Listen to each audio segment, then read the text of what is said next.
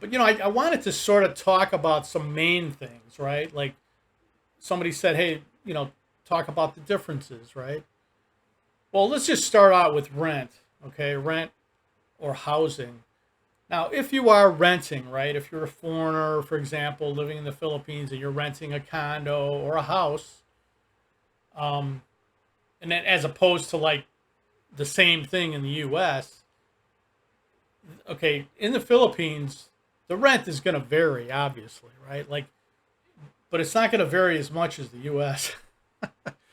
The but you know, in the Philippines, if you're living in a provincial area, in a very if you're living like a Filipino, you know what I mean, like kind of a lower income Filipino living in a provincial area in a small house with no hot water and no air con and stuff like that, you again, yeah, you could pay, $100 a month for your rent, even in a house, a small house, like a one bedroom house. You could pay $100. You could even pay $80, in that ballpark, right? Or, I mean, that's like on the extreme low side, But if you want to live a sort of a fairly Western lifestyle, like you're kind of used to, right? Because you're an older guy like me, and you came over here, after living in the U.S. for over 60 years of your life, and then you come over here, you don't want to be camping for the rest of your life, right? So you want some Western amenities, correct? So, and if that's the case, there is again a variance depending on where you live in the Philippines. If you live in a smaller city, you know you could pay anywhere for a condo. Let's just talk about condos, right? You could pay anywhere from $200, like for a one bedroom, if you're by yourself, a one bedroom or studio, anywhere from $200 a month to, for the same one bedroom, you could pay $1,000 a month in BGC or Makati, which is the highest sort of most western part of the Philippines, really, and certainly of Manila. You know, so there's your range, right? Now the median or in the average, right? You're looking at the rents are going to be like just say in the cities or in the smaller cities or even in Cebu, right? And even in Manila here, you're going to pay like anywhere from maybe for a decent place, maybe $400 a month US, right? Up to like maybe $600 or $700 a month. Okay. In that ballpark, especially for the obviously the smaller, like a one bedroom, it's going to be, you're going to be closer to that just 400 a month or whatever, you know. I mean, we're in a three bed, two bath, okay, in a decent complex, certainly, and in, an okay area, and we're paying about $630 a month, for a three bed, two bath with, swimming pool, exercise room, pool table room, free drinking water, or, the drinking water is included, the filtered drinking water is included. Um, you know, you know what I mean? So that just gives you an idea that everything's not going to be insanely expensive here, even for a decent sized condo. Okay. Now in the U.S., I mean, I sort of don't even want to throw out numbers in the U.S. because they're different all over the country, right? But you know what the prices are in your area.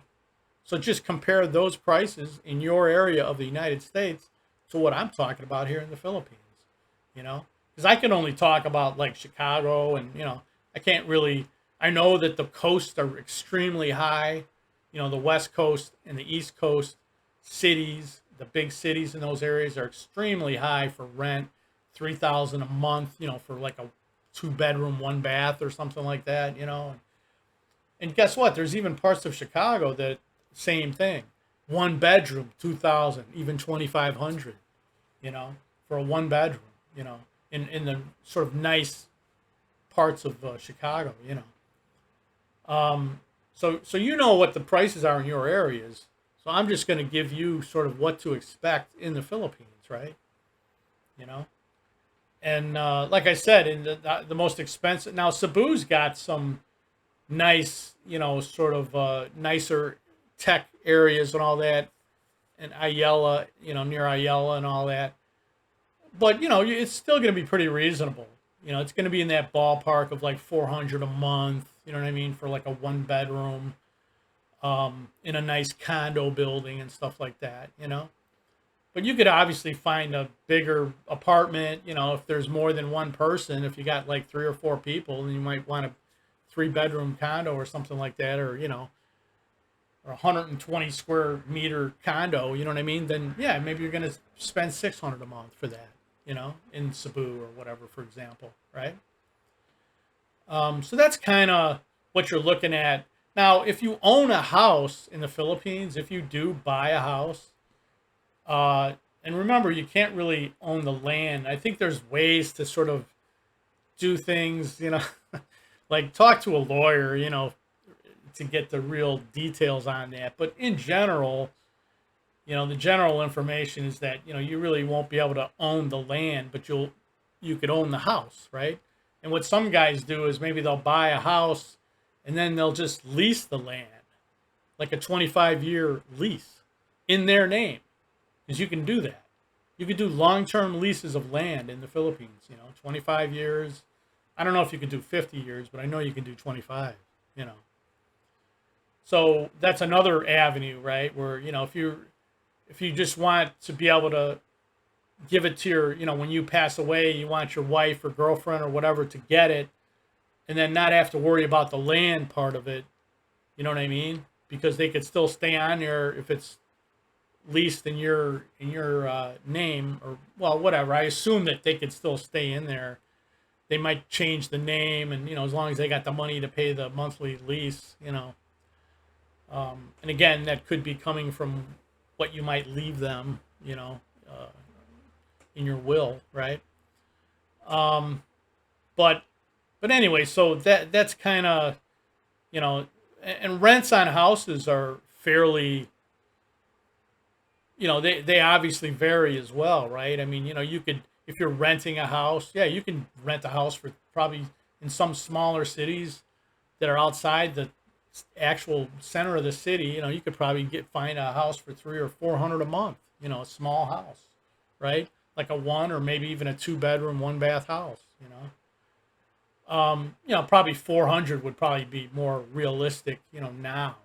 5 years ago, you could rent a house in Dumaguete for like, 200 a month, you know what I mean? Like a small house. But now I think it's probably double that.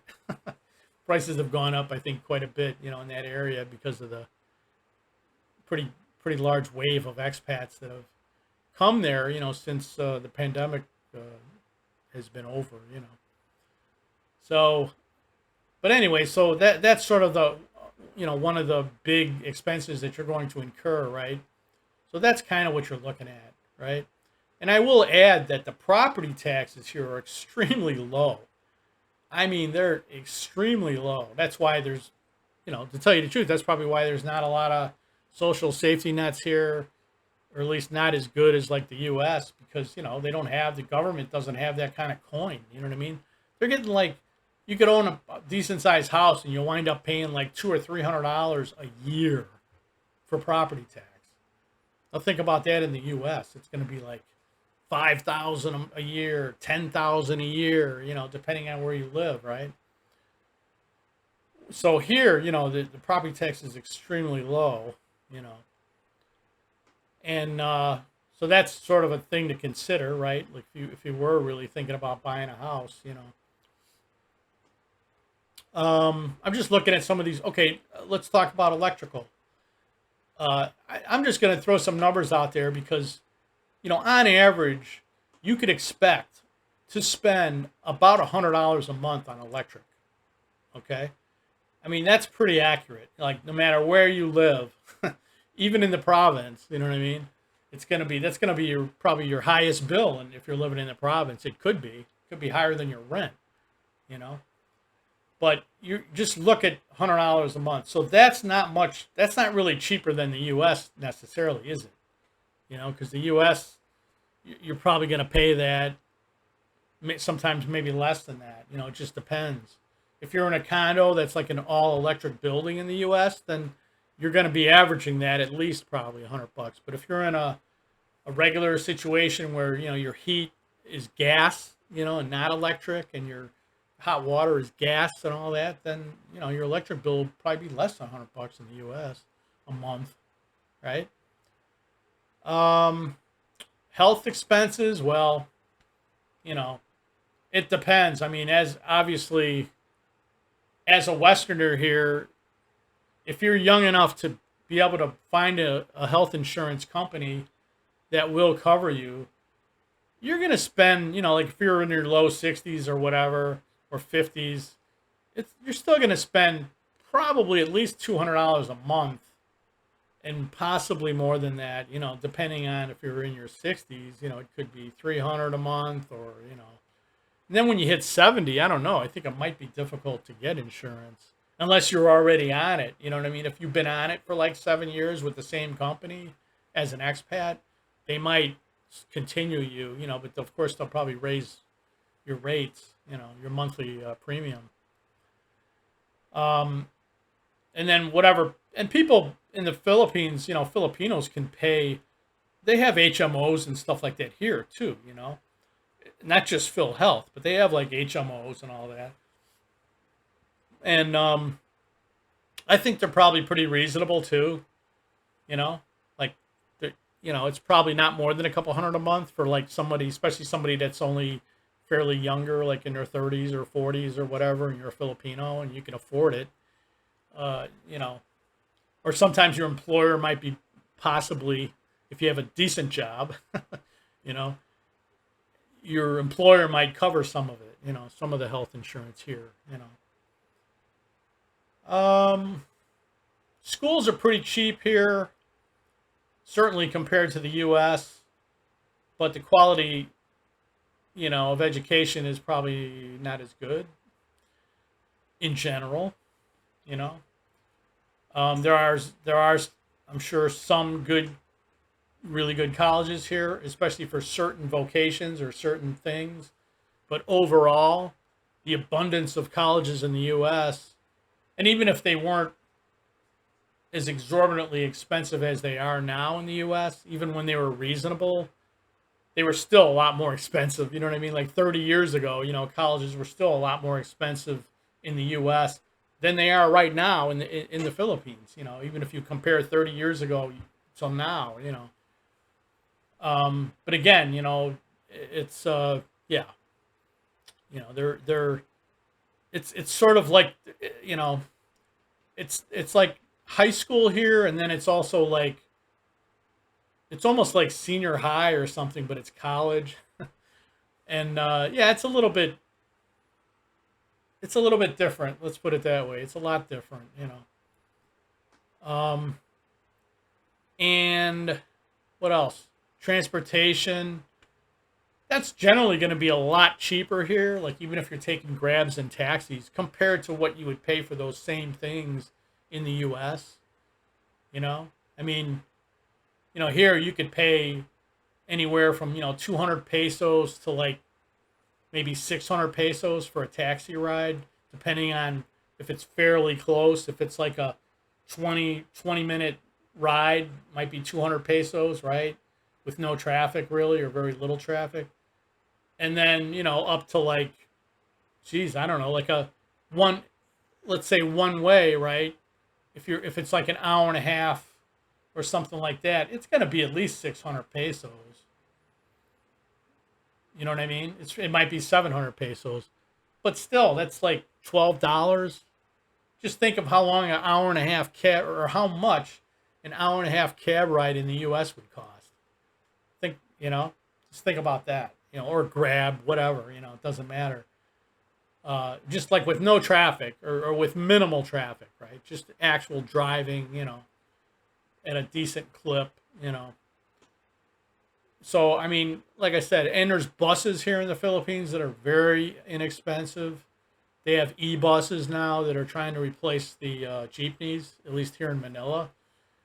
And yeah, they're very inexpensive, and of course, jeepneys are themselves are very cheap. Trikes are very reasonable, you know. I mean, they're not the most comfortable in the world, especially some of them are really small, like they're made for Filipinos. And if you're like, I mean, I'm only 5'6", but I've been in some just because I'm heavy, you know what I mean? I'm on the big side. I'm not obese or anything, but I'm definitely, a bit overweight, right? And man, I've been in where I was just like this, like me and Amy, and she's like, she's thin and everything, and I'm just like having to, we have to scrunch in, you know what I mean? Which isn't bad, but I'm just saying, some of the trikes here can be small, you know. Some of them can be bigger, if they're in Western areas where there's a lot of Western expats, like probably like Angeles or whatever, they're probably going to have bigger cabs in the trikes, you know what I mean, to allow for that. But anyway, overall, very inexpensive for transportation. Now, let's just talk about a few more things and then I'll wrap up here. Like the internet, okay? Now, I'm paying for internet and cable, okay? I'm paying about $45 a month. And it's pretty good. I mean, the speed is okay. It's not as fast as the US, but it's pretty good, especially if your VPN is off.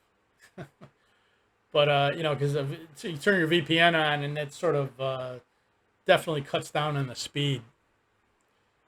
But anyway, so I mean that's a lot cheaper than the U.S. I mean, in the U.S. your internet will be faster, but you're gonna be paying $80 a month just for the internet.